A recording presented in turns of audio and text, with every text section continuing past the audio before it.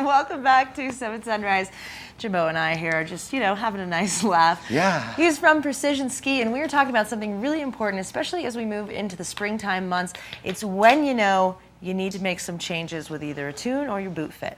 Yep, when we've got varying conditions like we've got out there right now. Today it's going to be, 50 degrees? Oh my God, I know, it's awesome. 3 days ago it was, the high was 20. Exactly, very typical Colorado. So things are changing a lot. One day it's real warm, the next day it's not. Mm-hmm. One day there's a lot of soft snow, the next day it's a little firmer. And, you start to notice things about your equipment.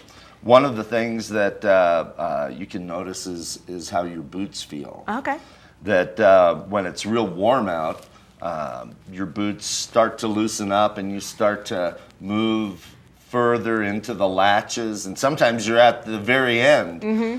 And you can start to think about, well, maybe this would be a year to get some new boots, or at least get the boots that you've got already, get them fitted. Yes. There's all kinds of things. What you should do is pull the liner out of your boot, mm-hmm. and feel it.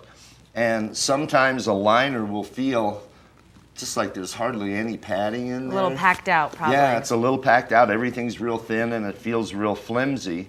Then, it's always possible to come into a shop and have, some pads added, to tighten up areas in your heel, mm-hmm. or along the side of your foot like this. We use a lot of pads in different ways. And it looks like these can all be kind of custom. Yeah, absolutely. And they're adhered on to the outside of the liner. They take the place of all the padding that's gotten worn out on the inside.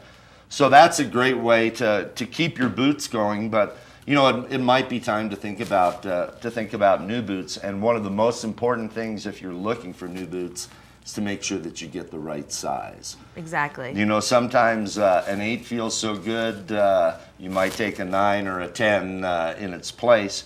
But when you have your foot measured in a shoe store or in a ski shop, we use something like this. It's called a Brannock device. And that's the company that manufactures it. And it measures pretty typically the length of your foot. You mm-hmm. can also measure the width. Yeah. The length and the width. And it gives us an idea about what type of boot you might fit into. If you have a very narrow foot, that might be a narrower boot, for example, mm-hmm. or a wider foot. You'd be in a wider boot. But one of the key things is this over here, and it almost always gets overlooked. And it's called your arch length. And it's the distance from the back of your heel here up to the very ball of your foot on the first joint. And this is a corresponding scale that works in conjunction with the length. If the numbers match up, then you have an average proportion foot, and you can just get a boot according to the length of your foot, which boots are measured in what's called mondo sizing. It's centimeter length of your foot. But as we know, it's always not everybody's foot is perfect. Not everybody's foot is perfect. If you have a longer arch length, you're probably going to need to get into a slightly longer boot mm-hmm. so that the wide part of your foot fits the wide part of the boot. Exactly. So it's really important to make sure that you're sized correctly. If you have an insole from your old boot, take that out. That'll just travel with your foot when you try on new boots. Oh, okay. And another slick way of measuring your boot size is to what's called shell sizing. And you put your foot inside just the raw shell. Mm-hmm. In this case, leave the skin on your foot, okay? Yeah. You don't have to take You don't the have skin. to strip down to bare bones. You don't have to strip down to bare bones. Okay, good. And then slide your toes all the way to the front of the inside of the shell, and either you can look or have someone look and see how much room is behind the back of your foot. Okay. We use these little measuring sticks here.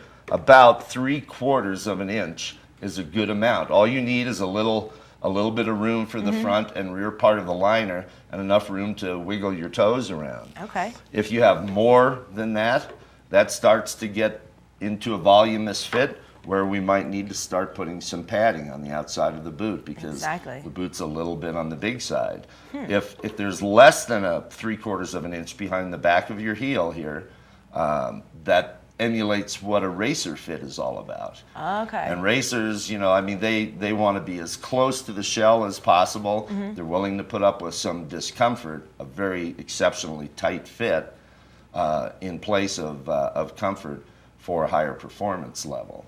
Wow. So many different ways that you can really kind of fine tune the fit of your boots. Right. And boots do wear out, and this is a great time of the season to think about new boots. It's spring. A lot of shops are starting to have their sales. So, boots are a key ingredient to your success out on the hill. Yeah. And also, if you have some skis, this is the time of year that the conditions take their toll on the ski. If you take a look at that ski that you've got there, and you notice all the gray that's right along the edges, that base has been oxidized by the environment. And what happens is, somewhere I have a little bottle of water here. I was to say, we're going to do a demonstration. Yeah, demonstration. This is, it's like if this is just water, so this would be the moisture in the snow, and when the moisture in the snow comes in contact with your ski base, you can see how the water runs down and leaves a trail. Yeah. It's adhering itself to the ski base. What that means is it's going to attack gliding. Yeah. It's going to make the skis feel slower. That's when you feel and sticky. Sluggish. Every turn, every time you're trying to get from point A to point B, it takes more effort. Yeah, exactly.